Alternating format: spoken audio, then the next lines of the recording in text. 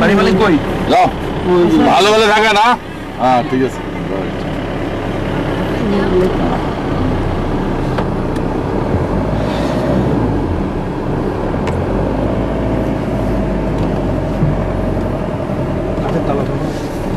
কাছের ডালা চলবে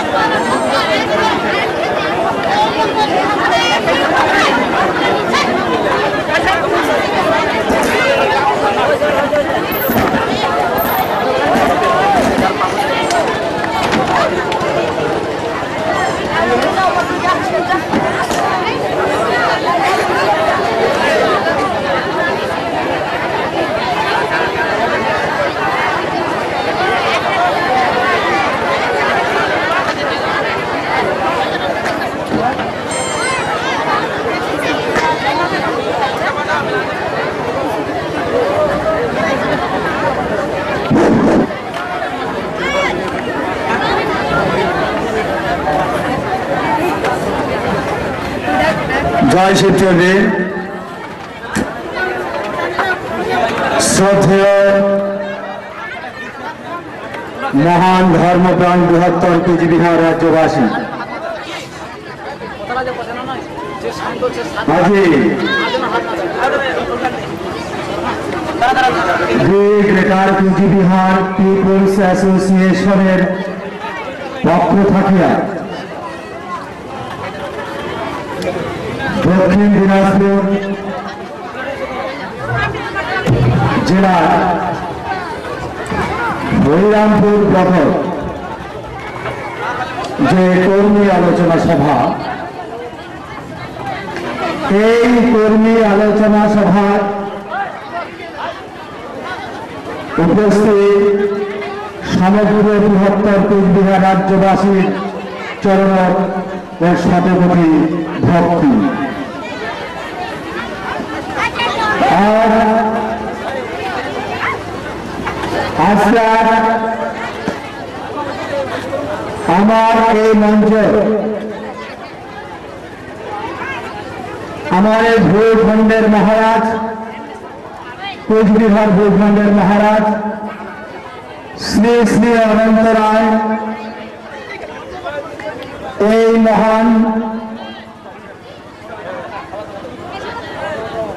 মহান মানসিটা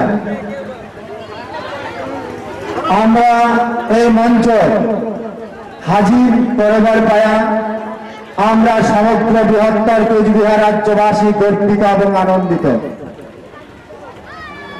এই জন্য আমরা সমগ্র বৃহত্তর কোচবিহার রাজ্যবাসীর পক্ষ থাকিয়া এই কোচবিহার ভূখণ্ডের মহারাজ শ্রী শ্রী অনন্ত রায়ের শতকোটি ভক্তি। শ্রদ্ধেয় মহান ধর্মপ্রাণ বৃহত্তর কোচবিহারবাসী, আজকে এই Harirampur block the greater Cooch Behar peoples অ্যাসোসিয়েশনের পক্ষ থাকিয়া যে কর্মী বৈঠক, এই কর্মী বৈঠকের মূল উদ্দেশ্য কি, সেই উদ্দেশ্যের কথাটা কুচবিহারবাসীর আগত তুলে ধরুন। আজকের এই কর্মী বৈঠকের উদ্দেশ্য দি গ্রেটার কোচবিহার পিপলস অ্যাসোসিয়েশনের নেগোসিয়েশন বডি, যে নেগোসিয়েশন টিম ভারত সরকারের গৃহ মন্ত্রণালয়ের সাথে গৃহ মন্ত্রণালয়ের সচিব মুখ্য সচিবের সাথে গত 1 মে 2012 এই তারিখে যে আলোচনা হয়েছিল, যে মিটিং হয়েছিল সচিব পর্যায়ে, সেই মিটিংয়ের বিস্তারিত আলোচনা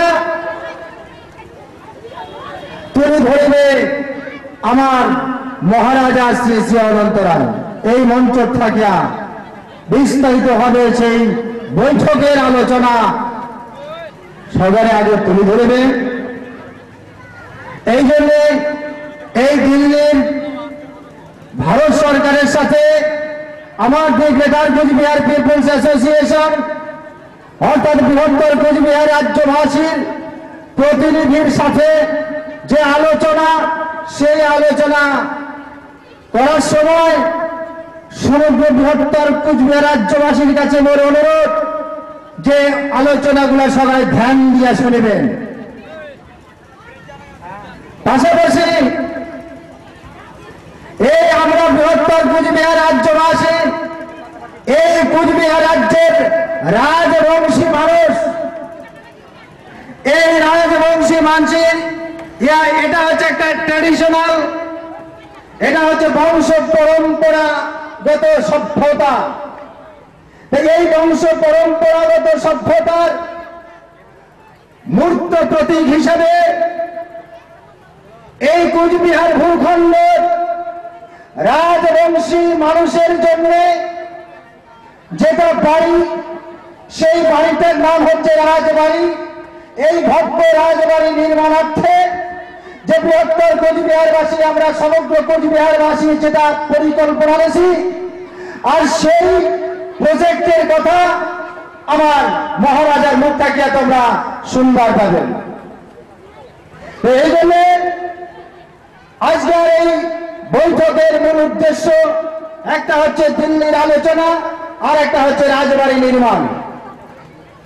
এই সদ্য কোচবিহার রাজ্যবাসী সবাইকে অনুরোধ করেন যে আলোচনাগুলা সবাই ধ্যান দিয়ে শুনবেন। আর একটা অনুরোধ করেন, এলাও যে the greater Cooch Behar peoples association মানে সমগ্র কোচবিহার রাজ্যবাসীর সংগঠন, সমগ্র কোচবিহারবাসীর সংগঠন, এই সংগঠনের মূল লক্ষ্য উদ্দেশ্য হচ্ছে যে সার্বিক বিকাশ। এই বিকাশের লক্ষ্য আমরা কেমন করিয়া অগ্রসর হবার লাগছে, যে প্রসেসিং যে কর্মপদ্ধতি, তাই এই কর্মপদ্ধতির সঙ্গে সংযুক্ত না হলে ইয়ার বিকাশ কেমন করে হয় সেটা জানা সম্ভব নয়। এই জন্য সমগ্র বৃহত্তর কোচবিহার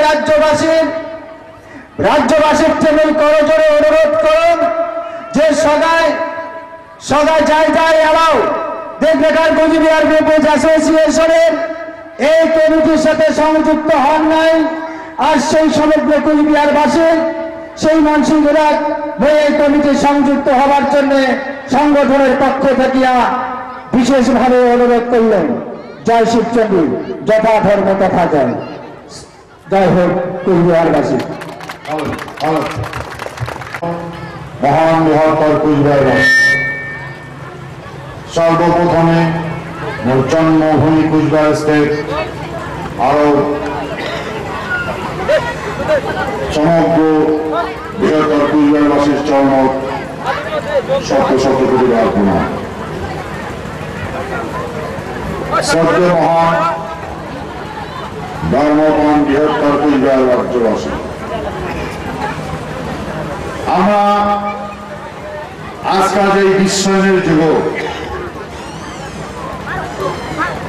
এই মানব সভ্যতার পদতল জীবনযাপন করতে বাধ্য হচ্ছে।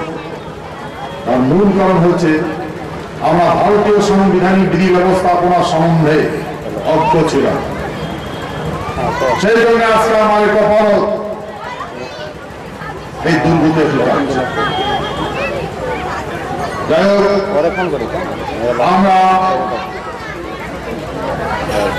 ভারতীয় বিধি ব্যবস্থাপনা যেটা প্রণালী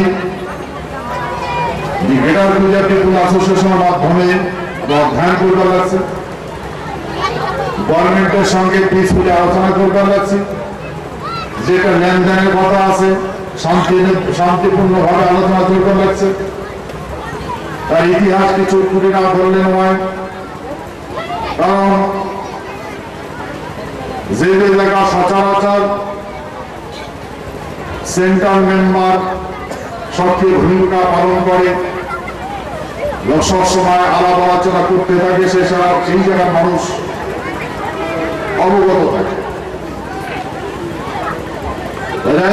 ওনার ইচ্ছা আলোচনাগুলো শুনছেন, তথাপি আমি সংক্ষেপে আমার বিধি ব্যবস্থাপনা সম্বন্ধে আলোচনা করি এবং ভারতীয় বিধি ব্যবস্থাপনার যেটা সময় আমার কথাবার্তা সুন্দর লাগছে, যা ইংরেজি নেগোসিয়েশন, সেই বিষয়ে আলোচনা করি। সদ্য মহান বৃহত্তর কুচবিহারবাসী, আমরা এই ভূখণ্ডের ভূমিপুত্র, মানব সভ্যতার সৃষ্টি লগ্ন হইতে মাথা উঁচা করিয়া জীবন যাপন করিয়াছিল।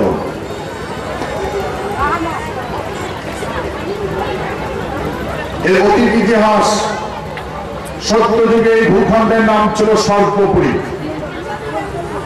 ইয়া রাজা ছিল ইন্দ্ররাজ, আর ইন্দ্ররাজ যেটা বসতি করছে, যেটা তার এলাকা ছিল, বাড়ির এলাকা ছিল, তাকে ইন্দ্রপুরী।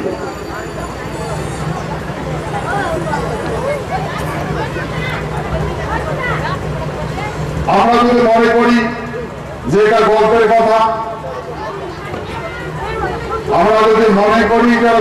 কথা, এর কোন অথেন্টিক কিছু প্রমাণ নাই, তাহলে আমরা তো দেখি যে সত্যযুগের কাহিনী, স্বাস্থ্যবিধি ব্যবস্থাপনা, মানসিক মুখে মুখে এগুলো শুনি, কিন্তু স্বাস্থ্য মানুষের মুখের কথা এবং জিওগ্রাফিক্যালি তার কোন নিদর্শন তো থাকা লাগবে, তার বর্তমান তার কর্মের কোন পরিচয় থাকা লাগবে, তারই ছিল পূর্ব সত্যযুগ, দাপর যুগে, তার যুগ, কলিযুগ। তাহলে আমরা যদি সত্যযুগের কথা অধ্যয়ন করে দেখি, এই মনসামঙ্গল বইতে লেখা আছে, মনসামঙ্গল বই, চাঁদ সদাগরের বেটা নৌকায় সাপে কাটে মারা গেছে। সেই চাঁদ সদাগরের বাড়ি হচ্ছে কি কয় বর্তমান ঢাকা, আর নৌকার শ্বশুর বাড়ি হচ্ছে ছয়গাঁও, মানে গৌহাটের বলল। এরা হচ্ছে রাজবংশী মানসি, কিন্তু ব্যবসা বাণিজ্য করছিল। এই সমস্ত এলাকাটা ছিল স্বর্গপুরী। এই স্বর্গের রাজা ছিলেন ইন্দ্র। আর সেই আমরা যদি লক্ষ্য করে দেখি যে যখন নৌকায় সাপে দংশন করে, তার মৃত্যু হয়, মৃত্যু স্বামী নিয়া বেহুলা সাগর ভাসে। সেই সাগর দিয়া আস্তে আস্তে ব্রহ্মপুত্রে দিয়া ভুলা উদারত যায়। তা মনসামঙ্গল বলে লেখা আছে যে ভবানী ঘাট, বর্তমান যেটা ধুবড়ি, ওটা কোনো আসি বেহুলার ভুলা লাগে। আর ওই নেতাই ওই স্বর্গের কাপড় ধুছিল, স্বর্গের দূর নেতা ধোবা নিয়ে কাপড় ধুছিল দেবতা। তাহলে নেতা ধুবানি যদি স্বর্গ কাপড় ধুয়া থাকে, স্বর্গের দূর, তাহলে ধুবড়ি যদি স্বর্গের দূর হয়, রাজধানী এটা, এই এলাকাটা রাজধানী আসবো, স্বর্গের রাজধানী আসবো। সেই স্বর্গ বেহুলা সতের ধোবা নিয়ে স্বর্গ রাজধানী নিয়ে গেছে। সেইখানে শিব আর চণ্ডীর আগমন নৃত্য প্রদর্শন করিয়া তার নৃত্য সঙ্গীত বাজিত হচ্ছে। এটা বিধি ব্যবস্থাপনা, যেটা আজকে আমার কৃষ্টি কালচারে পরিণত হয়েছে। সবাই ঘরে ঘরে বিশ্ব হরি পূজা করে, বেহুলা লক্ষ্মীর গুণগান গায়, চাঁদ সদাগরের গুণগান গায়, শিব চণ্ডী পূজা অর্চনা করে। আচ্ছা, আমরা মানলাম একটা গল্প, গল্প। যখন একটা মানুষের সাপে ঠোকায়, সাপে কাটে, সেই সাপে কাটা রুগীটা ওই বিষহরী মন্ত্র দিয়া তখন তার ঘাড়ে মানে সুস্থ করার চিন্তা করে, চেষ্টা করে, তখন সেই মানুষটা ভালো হয় না কথাটা। মোট ভাষা বুঝেন তো না বুঝেন? যদি কোনো মানুষের সাপে ঠোকায়, তার বিশ্বরী মন্ত্র দিয়া, এই মন্ত্র দিয়া যদি তার ঘাড়া যায়, তার বিষটা নামে মানুষটার প্রাণ বাঁচে। এটা তো সত্য। তার ক্রিয়েশনটা আছে বর্তমান বিরাজমান।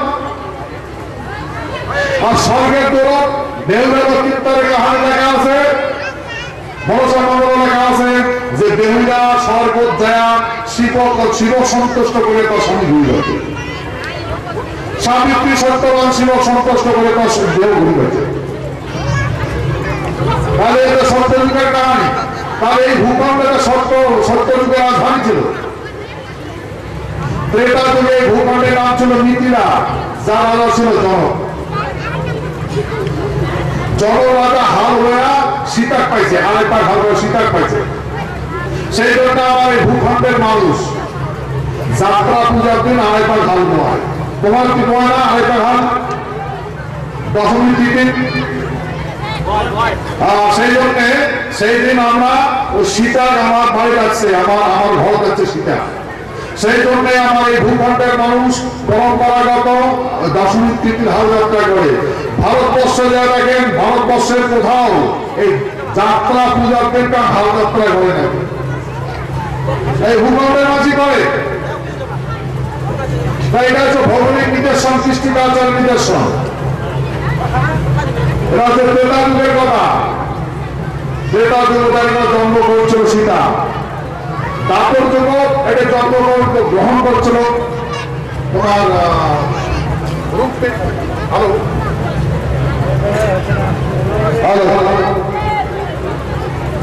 দাপর যুগ এটা জন্মগ্রহণ করছিল রুক্মিণী। দাপর যুগের কৃষ্ণর সাথে যুগ অবতার সাথে রুক্মিণীর বিয়ে হয়েছে। তার ঘর রুক্মিণীর গর্ভে জন্ম হয়েছিল পদ্ম।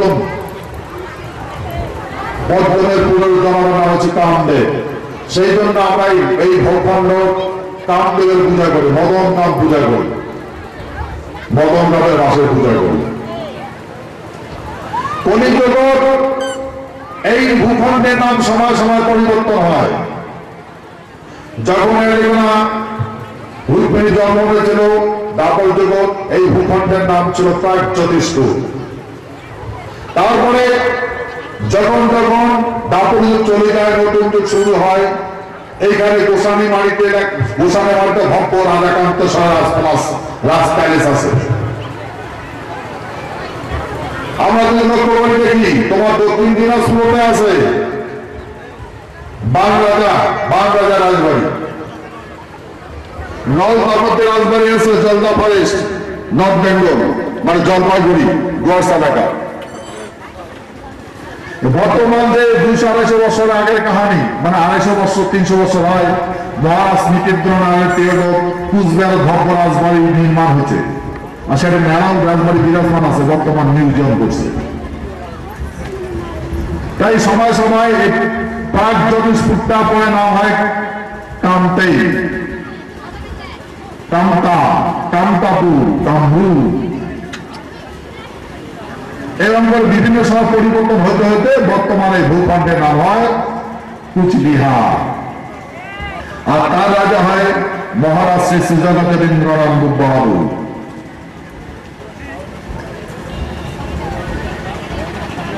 ব্রিটিশ ইস্ট ইন্ডিয়া কোম্পানি ভারতের বিধি ব্যবস্থাপনা যদি লক্ষ্য করে দেখি, এগারোটা ভারতবর্ষ নাম আসল। এই ভূখণ্ডের বিভিন্ন নাম ছিল, মগধ থেকে আরম্ভ করে বিভিন্ন ধরনের যার যার যেটা রাজা, সেই রাজার তার সেই রাজ্যে সেই নাম দিয়েছিল।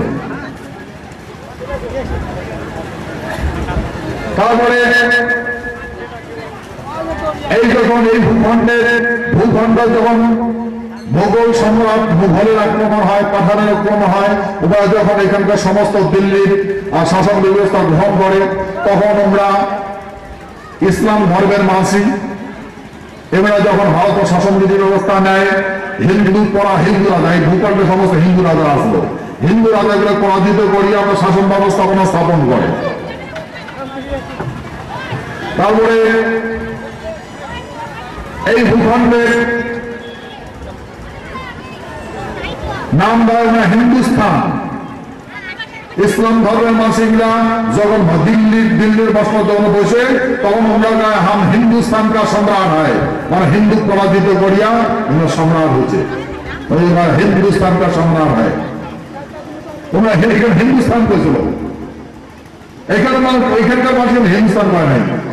ওই ইসলাম ধর্মের মানুষগুলা যারা পশ্চিম দেশ থেকে পশ্চিম এলাকা থেকে আসছে, ওরা এখানে জয় করিয়া শাসন করছে, সেই জন্য ওরা হিন্দুস্তান, হাম হিন্দুস্তানকে সম্মান হয়, তোমাদের নাম হলো হিন্দুস্তান। আমরা যখন যন্ত্র মন্ত্র গেলাম, রেলি প্রশাসন 2006 সাল থেকে আমরা কন্টিনিউ ধর্ণা করছিলাম।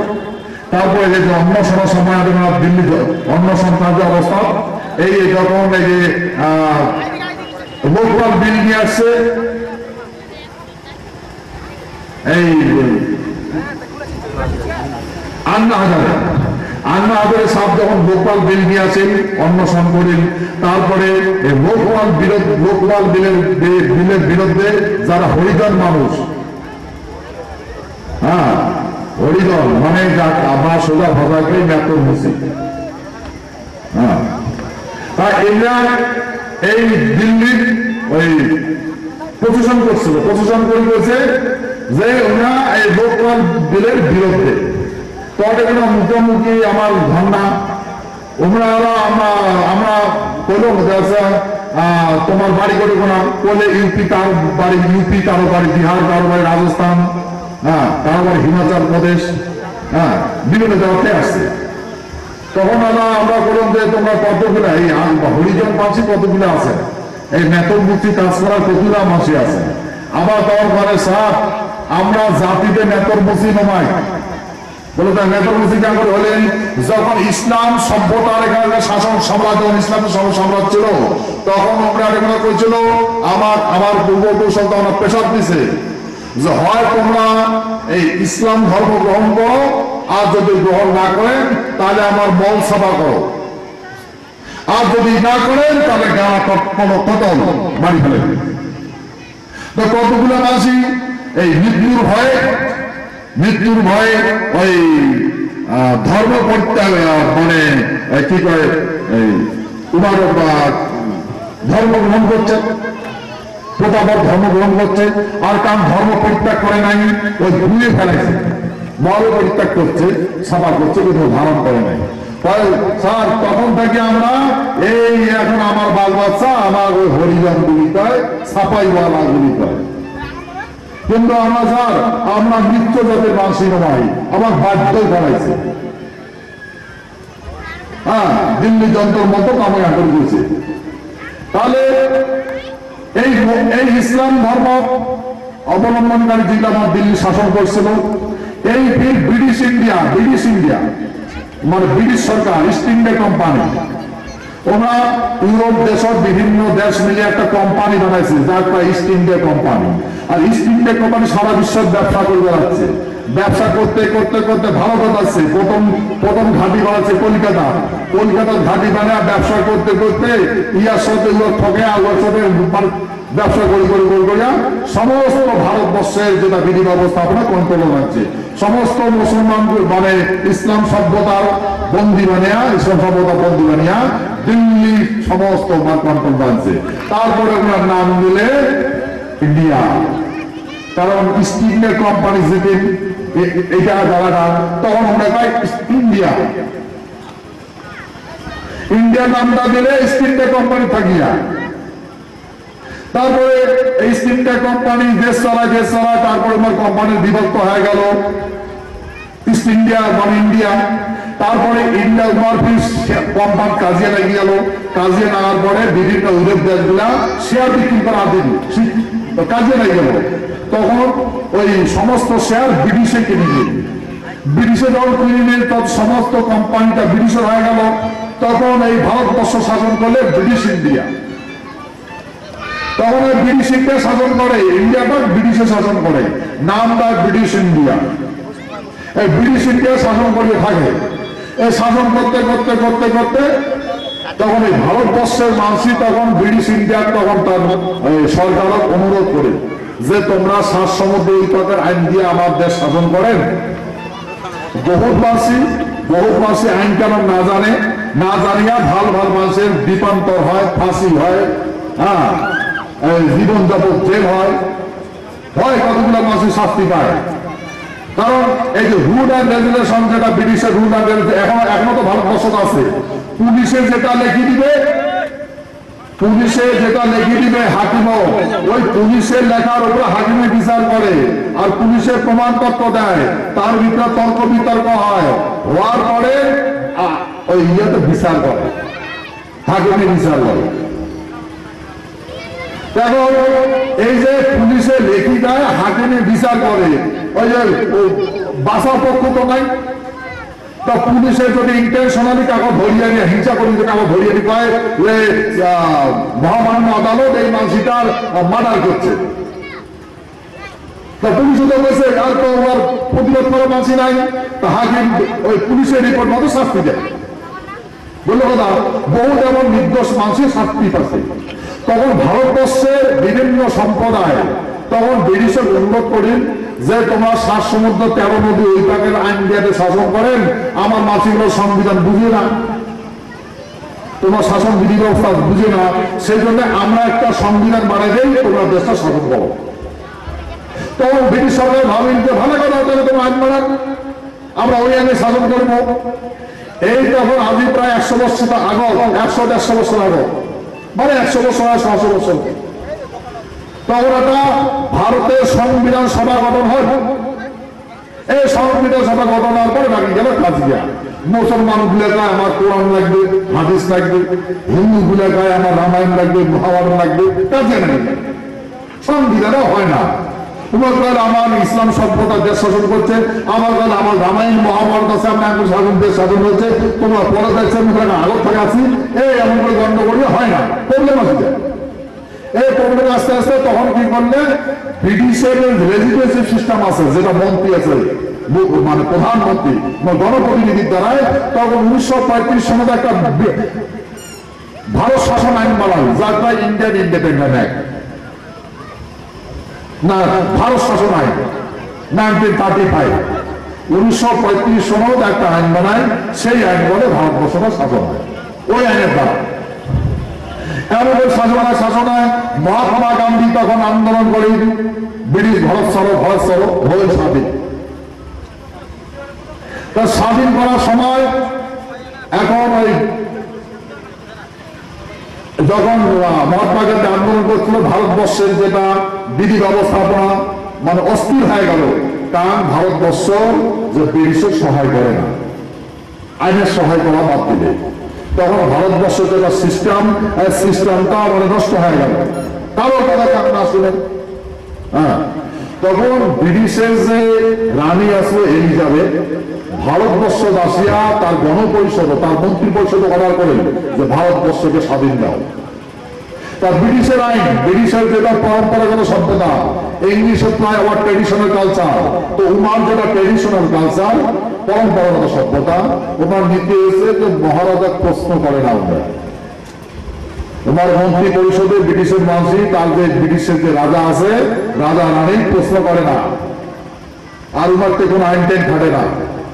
তখন যেহেতু রানী বলে ভারতবর্ষ স্বাধীন দাও, তখন ব্রিটিশ পার্লামেন্ট হাজর তখন ব্রিটিশে একটা বিল নিয়ে আসে British গণপরিষদে।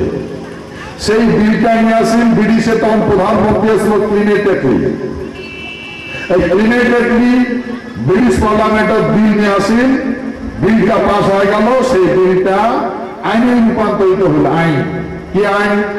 Indian independent act 1947, 18 July. সেই আইনও একটা আইন বানিয়ে ভারতবর্ষ স্বাধীনতার বিল আইন বানিয়ে যে সেই আইনের কি হল, যে আইনের ফলে যে আমরা হিন্দুস্তান বানাবো, পাকিস্তান বানাবো, আর দেশীয় রাজার কাছ থেকে যেগুলা মাটি নিয়েছি সেই মাটিগুলা সেই রাজা ঘুরি দিব। বুঝলে কথা। এখন সেই আগে বলে হিন্দুস্তান হল মানে পাকিস্তান হয়ে গেল পূর্ব পাকিস্তান পশ্চিম পাকিস্তান, পূর্ব পাকিস্তান হল পশ্চিম পাকিস্তান হল, ভারতবর্ষ হল মহাত্মা গান্ধী জওয়াহরলাল নেহরু দিলে ভারতবর্ষ আর জিন্নার দিলে পাকিস্তান। দেখো এই কোনটা হিন্দুস্তান হবে কোন সাইড পাকিস্তান হবে, তার জন্য একজন কমিশনার পাঠিয়ে দেবে, লেজিসলেটিভ সিস্টেম হোক কমিশনার তোমার, তার নাম হচ্ছে রেড লিস্ট। ওই আইন মতে তখন বা কোনটা পাকিস্তান হবে বর্ডার টাকায় রেখে দিবে, তো রেড লিস্ট পাঠিয়ে দিলে যে জায়গাটা ভাগ করে দিবে। তো রেড লিস্টে কি করলে ব্রিটিশের চাল ওরা ভাবছে যে আমরা যাবো ভারতবর্ষটা বরবাদ করে দিয়ে যাবো, তখন ওরা কি করলে পূর্ব পাকিস্তান বানাল পশ্চিম পাকিস্তান বানাল, তার বদল ভারতবর্ষ। ভারতবর্ষ তারা দুই ভাগ করে, একটা পূর্ব ভারত ভৌগোলিক ভাবে ভৌগোলিক পূর্ব ভারত পশ্চিম ভারত, মাঝখানে কুচবিহার স্বতন্ত্র রাষ্ট্র। এই আসাম থেকে আসাম, গোয়ালপাড়া মানে কামরূপ থেকে ওই পাকে ভারতবর্ষ, এই বিহার থেকে এটা ভারতবর্ষ, আমরা স্বতন্ত্র কুচবিহার রাষ্ট্রের মধ্যে। এই দুই ভারতবর্ষের মাঝে কুচবিহার স্বতন্ত্র রাষ্ট্র আর দুই পাকিস্তানের মাঝে ভারতবর্ষ। বললাম না এই ভাষা বুঝছেন তো, এই জিওগ্রাফিক্যালি ভৌগোলিক ভাবে ভাগ করে দিলে। এখন তো ভারতবর্ষ চিন্তা করে দিলে কেমন হয়ে গেল, আমরা তো দুখণ্ডিত ভারত হইলাম। তখন এই ভারতবর্ষের প্রধানমন্ত্রী পণ্ডিত জওয়াহরলাল নেহরু, উপপ্রধানমন্ত্রী সর্দার বল্লভভাই প্যাটেল এবং হোম মিনিস্টার দুইটা পদাধিকারী, এই তখন আমার কুচবিহারের মহারাজ অনুরোধ করেছে, মহারাজ আমরা ভারতবর্ষ গণযুক্ত রাষ্ট্র বানার জন্য সংকল্পিত হচ্ছি, বহুত কষ্ট করে আমরা স্বাধীন আছি, তখন যেন স্বতন্ত্র রাষ্ট্র আমরা ভারতীয় নয়। ভারতবর্ষ 1947 স্বাধীন হয়েছে, আমরা কিন্তু ভারতীয় নয়, কুচবিহার স্বতন্ত্র রাষ্ট্রের মাঝে। বুঝলেন দাদা, ইতিহাস এটা ইতিহাস মনে রাখবেন, ঠিক আছে? হ্যাঁ, ওই যেখান আইনত আমার হিন্দুস্তান হয়েছে পাকিস্তান হয়েছে, সেখান আইনত এই যে ব্রিটিশ সরকার আমার এই 18 জুলাই স্বাধীনতার এক মাস আগে আমার মহারাজা ঘুরিয়ে দিয়েছে। সেই লাইন জায়গাগুলো কোনটা? উত্তর দিনাজপুর, দক্ষিণ Dinajpur, Darjeeling, Jalpaiguri, underground Goalpara district of Assam, এটা কুচবিহারে ঘুরিয়ে দিয়েছে। তখন থেকে এই এলাকাটা হল কুচবিহার। কুচবিহার রাষ্ট্র, রাজ্য নয়, রাষ্ট্র, স্বতন্ত্র রাষ্ট্র। আমার সেই স্বতন্ত্র রাষ্ট্রের মানুষ। তারপরে এই ভারতবর্ষের প্রধানমন্ত্রী এবং উপপ্রধানমন্ত্রী অনুরোধ আমার মহারাজা সাড়া দিলে। তারপরে 18 জুলাই কি করলে, এই ওই চুক্তিপত্র লিখিত হল ভারতবর্ষের সাথে। সেই চুক্তিপত্র আমার মহারাজা বলে হে বুঝবে ভাই, হে প্রজাবৃন্দ, মিয়া রাজা না হন, আমার পাশে রাষ্ট্রটা না গণতন্ত্র হয়েছে, তো সেহেতু মুইও তোমার গণতন্ত্র দিন আর ভারতবর্ষের সাথে মিলেমিশে সংসার করে খান। তাই ওই চুক্তিপত্র মহারাজা জগদেন্দ্রনাথ বাহাদুর আমার এই ভূখণ্ডের মালিক বানিয়ে দিয়ে গেল, আর ভারতবর্ষের সাথে মিলেমিশে খাওয়ার জন্য সন্ধি করে দিয়ে গেল। সেই দিন থেকে আমরা এই ভূখণ্ডের মালিক। আর 1900 এরকম দিন হচ্ছে 1949 সালে 28 আগস্ট, এই 1949 সালে 28 আগস্ট সেদিন থেকে আমরা ভারতীয় হলো। বুঝলে গেলাম, ভারতবর্ষ স্বাধীন হয়েছে 1947 সাল, 47, 48, 49, 3 বছর পরে আমরা ভারতবর্ষ সঙ্গে স্বাধীন হয়েছি। সেই স্বাধীন হওয়ার পরে ভারতবর্ষের বিআর আম্বেদকরের নেতৃত্ব ভারতের সংবিধান সভা পেশ করে একটা আইন বানায়। সেই আইনটা পাস হয় 26 নভেম্বর 1949 সন। সেই আইন আমার 10 রাজ্যের মর্যাদা দিছে, আর সেই 10 রাজ্যের মর্যাদা দিয়ে আমরা আমার এই সংবিধানের জায়গা দিছে। তাই এসে কাহানি। তারপরে 1935 সনের ওই ব্রিটিশ শাসন আইন ব্রিটিশে শাসন করছে, ওই যে সংবিধান সভা বানাইছে 35 সনদ ব্রিটিশ শাসন করবে, ওই মানে ভারতবর্ষ চলে। তো এখন যেহেতু ভারতটা স্বাধীন হল, তো ওই ব্রিটিশের আইনটাই চলে আসলো। লর্ড মাউন্টব্যাটেন তখন এখানে প্রথম গভর্নর হয়ে আসেন, আর ওই ব্রিটিশের 35 সন আইনটা দিয়ে চালু হয়ে গেল, যেহেতু ভারত সংবিধানটা পুনরায় লাগু না হয়। তো সংবিধান আর ব্রিটিশের ওই 1935 সনের আইন দুইটাই যুক্ত হয়ে দেশ চলে। তা ব্রিটিশ সরকার এই ভারত সরকার যেটা আমার 1935 সনে 290 ধারা মতে 1950 সালে 1 জানুয়ারি পশ্চিমবঙ্গের সঙ্গে যুক্ত করছে। এই আইনটা ব্রিটিশ সরকার 1939 সনের দ্বিতীয় বিশ্বযুদ্ধের সময় তুলে দিয়েছে, আইনটাই নাই। সেই আইন না থাকা আইনটা দিয়ে ভারত সরকার আমার পশ্চিমবঙ্গ সঙ্গে সামিল করে দিয়েছে, বুঝলেন কথা। আর এটা টোটালি অসাংবিধানিক হয়েছে। তখন থেকে আমরা এই পশ্চিমবঙ্গের অংশ নয়, কিন্তু আমার বাসীগুলো জানে না, কাহারি জানে না। আর এই পশ্চিমবঙ্গ সরকার একটা জুলুমবাজি শুরু করে দিয়েছিল আমার এখানে, আমার এই ভূখণ্ডের মানুষের দাসে পরিণত করে দিয়েছে।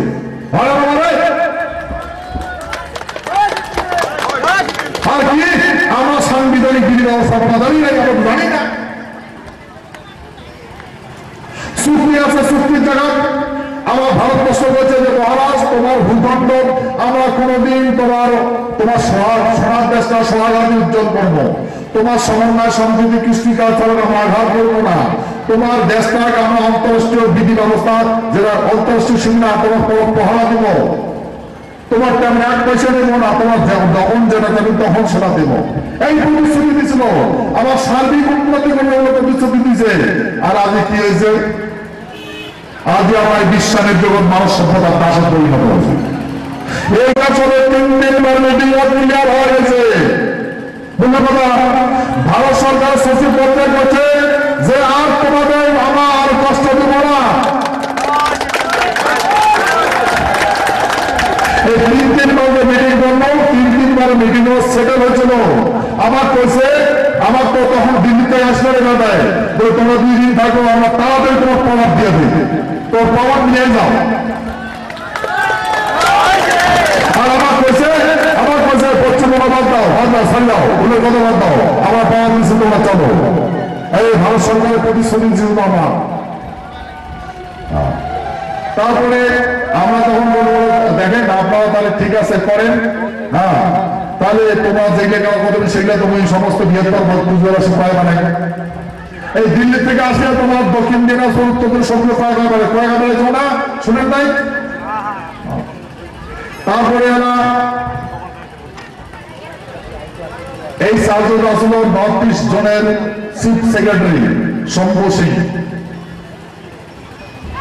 আর তার অ্যাসিস্ট্যান্ট ছিল অজয় কারজিয়া।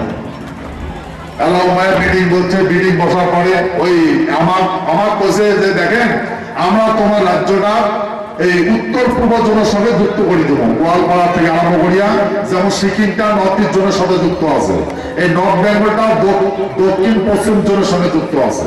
আমার কইছে তোমার আমরা এই দক্ষিণ পূর্ব জোন থেকে কাটিয়ে নর্থ ইস্ট জোনের সাথে যুক্ত করে দেবো। আমরা কথা ভালো হয়, তাহলে আমরা হিল জোনে পড়ে যাবো, হিল জোনে পড়ে দিলে সরকার বেশি সুবিধা দেয়, বেকওয়ার্ড জোনে পড়ে যাবো, আবার টাকা পয়সা বেশি সুবিধা পাবো। আমার উন্নতি করার জন্য আমরা আমাদের থেকে আটিয়া ওই জোনে দিবে, আমার রাজি হলো, ঠিক আছে। আমার বলে যে তোমার আমার ইমিডিয়েট পাওয়ার দেওয়া লাগছি, আর ফুল স্টেট বানাতে তো সময় লাগবে, inter state council, zonal council, বিভিন্ন কাউন্সিলের এই বসে থাকবে, তারপরে হবে। তা আমার তোমার বসে থাকতে চাই না, তারা তোমার পাওয়ার দেবো, এই তো খালি চিফ মিনিস্টারের পাওয়ারটা দেবো না, তার সমস্ত বিধি ব্যবস্থা পাওয়ার দেবো। তারপরে রাজি হলো, ঠিক আছে বলো।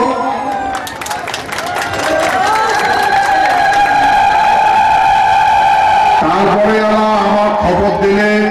আমার খবর দিলে যে আমরা যে তোমার কথাটা দিছি ওই আইনটা পাস করি পাই নাই, যে পশ্চিমবঙ্গের কতগুলা জেলার দায়িত্ব আছে, এই বেঙ্গলের জেলার দায়িত্ব আছে, এই মানে নেই, সেহেতু আর হইল না।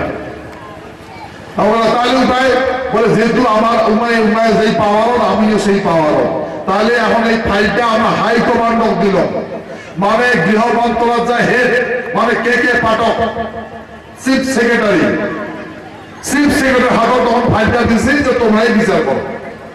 এখন চিফ মিনিস্টার আর চিফ সেক্রেটারি বিচার করবে, আমরা তো পারবে না, এমন করে ভোট দিলে। তারপরে 5 সাংসদে আমার তৃতীয়বার মিটিং হল, তৃতীয়বার মিটিং করে তখন আমার গেলা কয় বলে দেখেন ওই মিটিং তো গেল, যাওয়ার পরে কয় দেখেন এই যে সংবিধানের যেটা বিধি ব্যবস্থাপনা রাজ্য সরকারের বিল পাস করা লাগবে, সেই বিলটা সেন্ট্রাল দিবে। তার কোন যদি রাজ্য গঠন হয় রাজ্য সরকার বিল পাস করে সেন্ট্রালে দিবে, সেন্ট্রালে তখন বিল পাস করে স্টেট বানিয়ে দিবে। যতদিন স্টেট গভর্নমেন্টে দিবার না পাবে সেন্ট্রাল গভর্নমেন্ট কিছু বিল পাবে না। যেমন মায়াবতী উত্তরপ্রদেশটা 4টা ভাগ করিয়া বিদর্ভ থেকে আমাদের 4টা রাজ্যে বানাইছে, 4টা রাজ্য বানাইছে। ওটা বিল পাস করিয়া সেন্ট্রাল গভর্নমেন্টে দিছে, তা সেহেতু এখন সেন্ট্রাল গভর্নমেন্টে রাজ্য বানাইবে।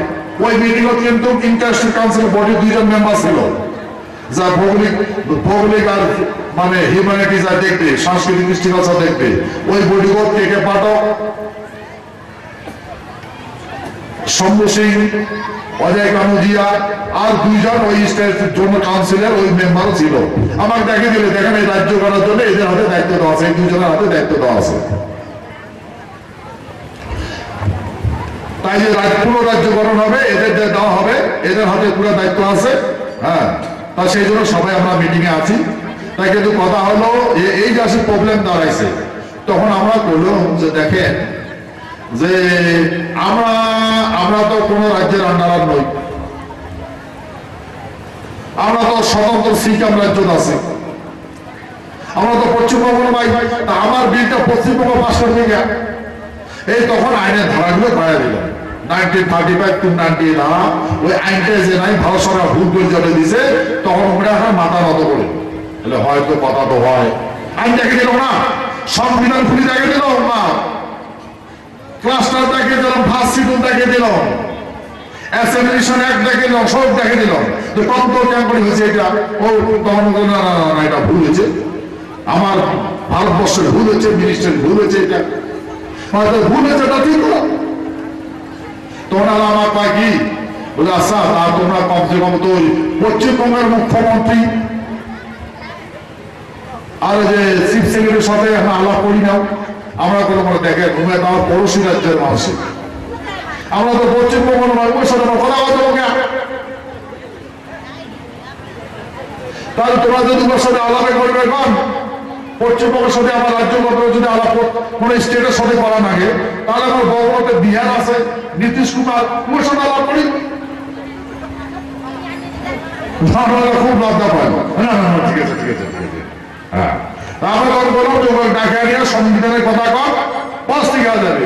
আমরা তো কোথাও দেখেন এটা রাজনীতির কতগুলা প্রবলেম, তো আমরা তো জানি কোয়ালিশন সরকার, হ্যাঁ এই দেখলে না কেমন নাটাই ফাঁক হয়ে দিলে, ভালো সরকার কোন দল হারাল নয়, নাটকে করে দিছে না।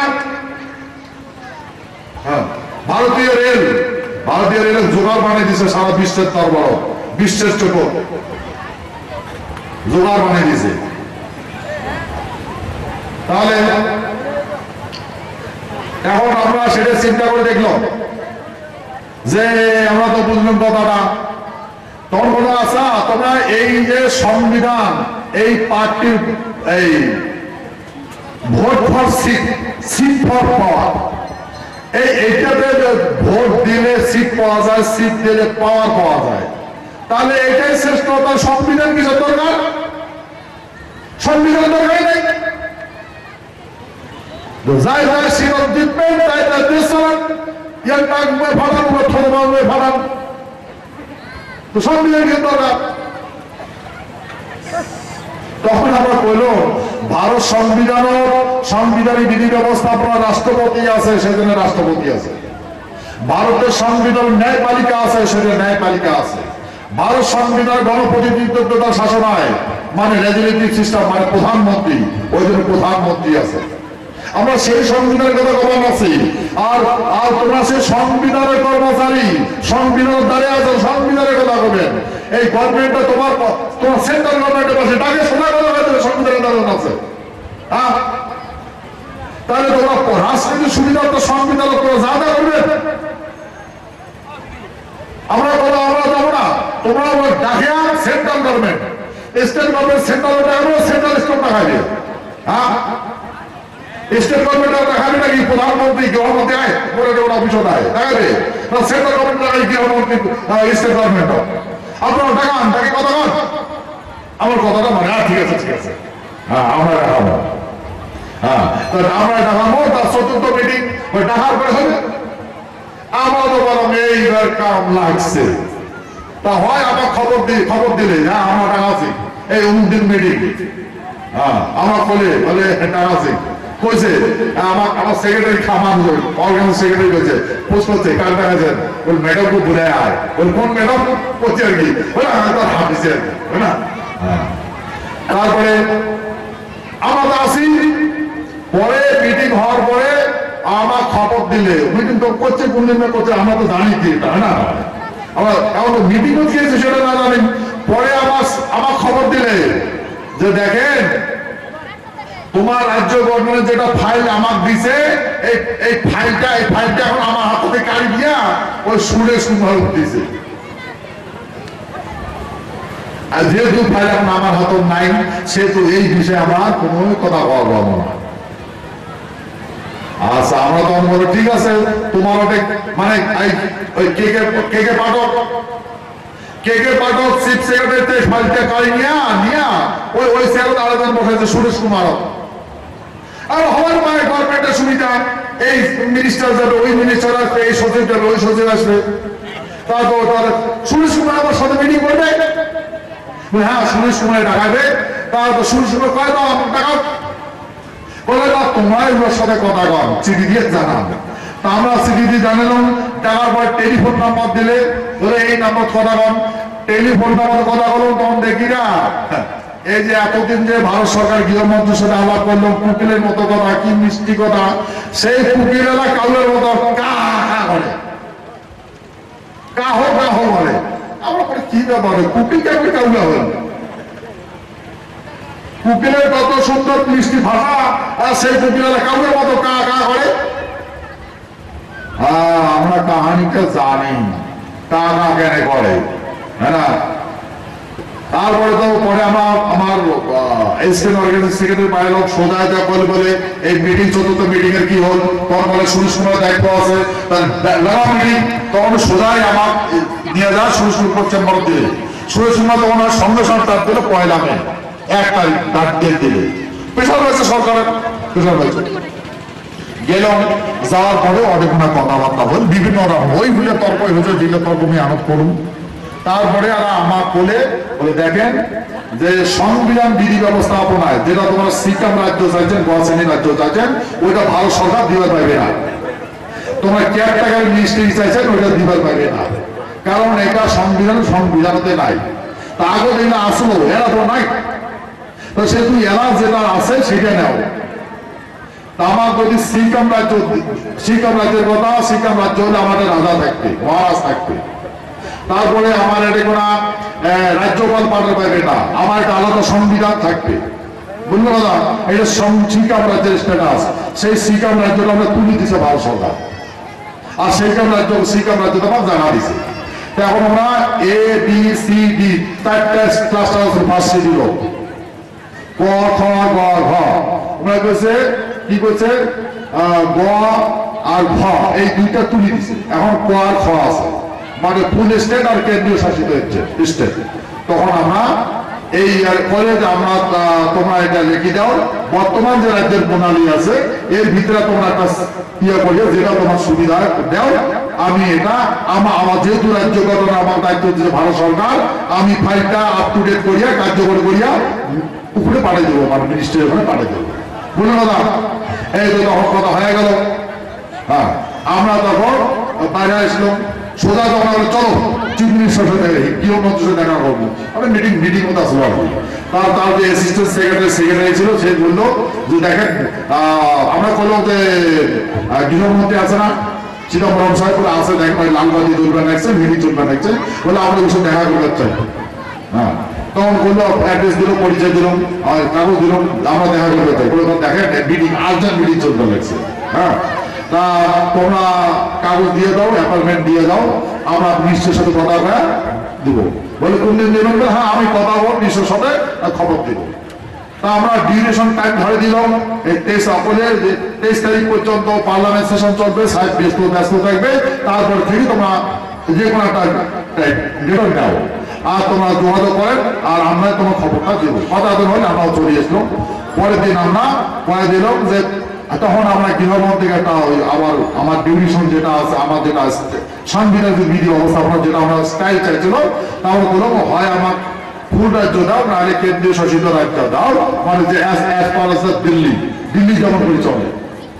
হ্যাঁ, আর গৃহমন্ত্রী করলো তোমার এই দুইটার ভিতরে তোমার যেটাই ভাগ মনে করে সেটাই দিবে, বাস ফাইনাল। ভাড়া বুঝতে না বুঝলেন?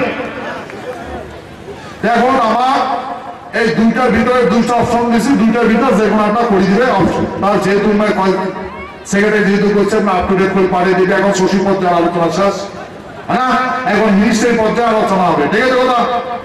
হ্যাঁ, রাজ্য গঠনের।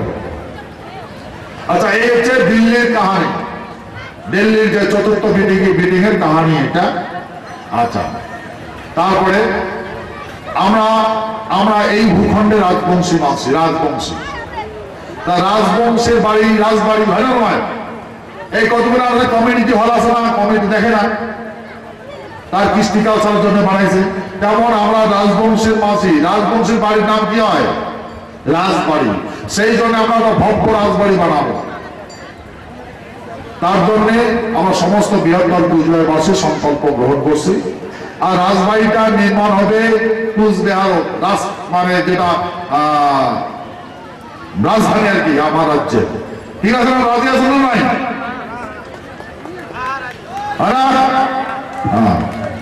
তো সেই জন্য রাজবাড়ির ডোনেশন পত্রের বিধি ব্যবস্থাপনায় এমন করে অনুদান পত্র লেখা হয়েছে যে পরম্পরাগত ভব্য রাজবাড়ি নির্মাণার্থে আর্থিক অনুদান।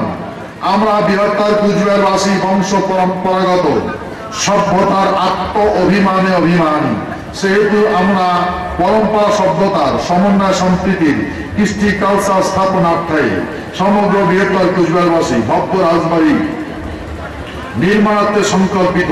সুতরাং স্বেচ্ছায় আর্থিক অনুদান প্রদান করিলাম। ঠিক আছে? তাই এটা যা দিবেন তার বক্তব্য। তা আমরা ধরছি নিম্নতম 1,000 টাকা। 1,000 টাকা সবাই দিতে পারবে, হ্যাঁ না? এত বড় একটা রাজবাড়ি নির্মাণ হবে।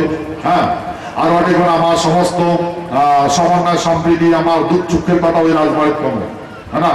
ওইখানে বসিয়া আমার সমস্ত আমাদের এখন তো রাজা প্রজার দেশ নাই, এখন রাজা হবে না, রাজতন্ত্র প্রজা ভিত্তিক হবে না, এখন গণতন্ত্র হয়েছে, গণতন্ত্র বিধি ব্যবস্থাপনার দেশ চলবে। তা সেই রাজ্য চালাইতে সুখ দুঃখের কথা করে কখন মিনিস্টার তখন ওই রাজবাড়িতে আমরা সুখ দুঃখের কথা বলবো, হয় না? মিনিস্টার আমার সেই রাজবাড়িতে আলোচনা করবে, কথা আমরা সুখ দুঃখের কথা মিনিস্টার করে কথা পাবো, হয় না? নয় ওই দিন আসবে তেমন বিধি ব্যবস্থা বানাবো। ঠিক আছে না? রাজি আছেন তো? ঠিক আছে, ধন্যবাদ। তো সেহেতু এই বর্তমান এই পরিস্থিতি সবাই এটা ব্লক স্তরে, অঞ্চল স্তরে, হ্যাঁ, এই অনুদান যাবে, এমন করে ভূমিদানও থাকবে। যা ভূমিদান দেবেন দিবার পরে তারও নাম ওই আমরা রাজবাড়ির দেওয়ালও এই যা ডোনেশন করবে সমস্ত নাম ওই তাম্র লিপি স্বর্ণ অক্ষরে লিখে দেবো। যতদিন রাজবাড়ি থাকবে ততদিন তোমার নাম থাকবে। বললেন দাদা, তাই কোনো ফাইলের কাউন্টারও সুন্দর করে নামের ঠিক না ভালো করে দিবেন। হ্যাঁ, আর এটা বর্তমান কম্পিউটার সেট হবে, এইগুলো যায় কম্পিউটার সেট হবে, আর এটা ওই অঙ্করে দেওয়ালে লেখা হবে। ঠিক আছে কথা? কারো যদি কোনো প্রবলেম থাকে, জমা নাই হয়, তাহলে ওটা ভালো করে ইয়ে করে দেখবেন, চেক করে দেখবেন, হয় না ভাই? হ্যাঁ, মিস হওয়ার পরে নিজ দায়িত্ব করে নেবেন, আর প্রমাণপত্র হারাইবেন না। হ্যাঁ, আর তেমন করে দেওয়ার ওয়ালও ওই সেট হয়ে যাবে। আমার নেক্সট জেনারেশন সুন্দর করে মাথা উঁচে করে এই আধুনিক সভ্যতার মাথা উঁচে করে জীবনযাপন করবে। ঠিক আছে কথা? তা আমার এই ভূখণ্ড বর্তমানে এতদিন যেগুলা ভোট হয়েছে, ভোট প্রধান, পঞ্চায়েত, MLA, MP ভোট হচ্ছিল না? বুঝলেন না? সেই সমস্ত রেজুলেটিভ সিস্টেম তার রাষ্ট্রপতি মহোদয় ইলেকশন কমিশন অর্ডার করে দিয়েছে ক্যান্সেল করে দেওয়ার জন্য। ক্যান্সেল। আমার এই ভূখণ্ড ভোটাভুটি সমস্ত বন্ধ। আজ যেটা হয়েছিল সেটাও খারিজ। আর এই কথা রাষ্ট্রপতি ভবন থেকে আমার চিঠি দিয়ে জানাইছে, ঠিক আছে দাদা? সেই জন্য আমরা সমস্ত অ্যাডমিনিস্ট্রেশন, ডিএম, এসডিও, বিডিও সবাই বলছি, কমিশন সবাই বলছি, আর বলছি যেহেতু আমরা বর্তমান যেহেতু পাওয়ার আসি নাই, সেহেতু তোমার হাতে দায়িত্ব থাকেই, তোমরা সুন্দরভাবে এই ডেভেলপমেন্টের কাজগুলো করো, ঠিক আছে কথা? এবং সমস্ত দায়িত্ব ডিএম সাহেবের হাতত আছে। তোমার ডিএম আছে না? হ্যাঁ, ইয়ের হাতত আছে।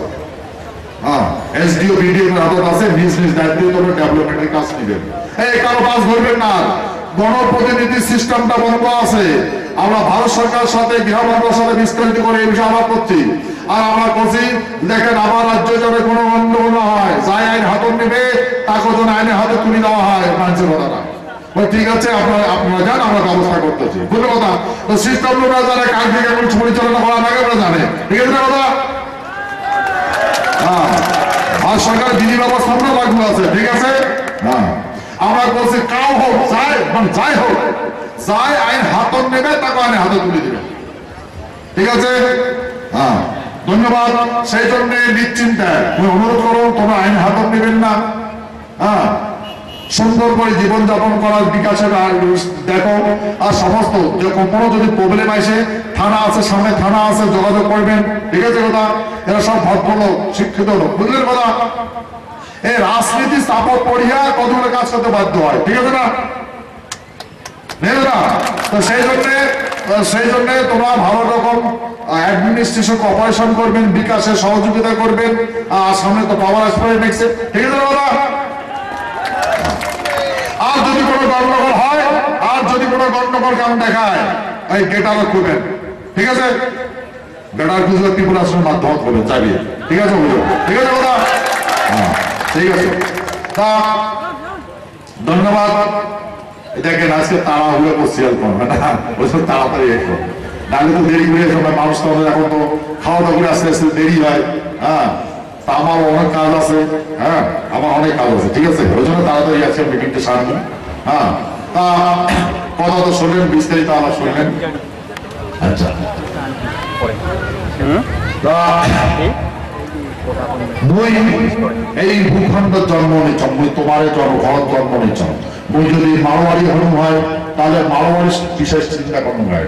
মুই যদি পাঞ্জাবি হনুম হয় তাহলে পাঞ্জাবি বিশেষ চিন্তা করুন হয়। মুই তোমার বংশ জন্মগ্রহণ করছ, তোমার শরীর রক্ত মোর শরীরে প্রবাহিত, মোর মান মর্যাদা সমস্ত কিছু তোমার সঙ্গে যুক্ত আছে। সেহেতু মুই সারা জীবন তোমার সেবা করে যান।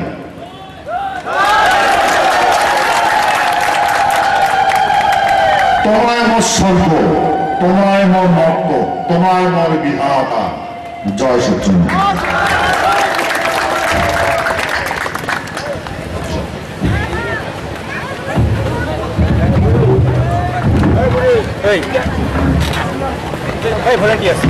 ভলেন্টিয়ার্স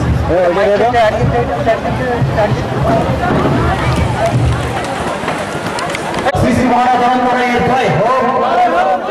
ভূখণ্ডের মহারাজ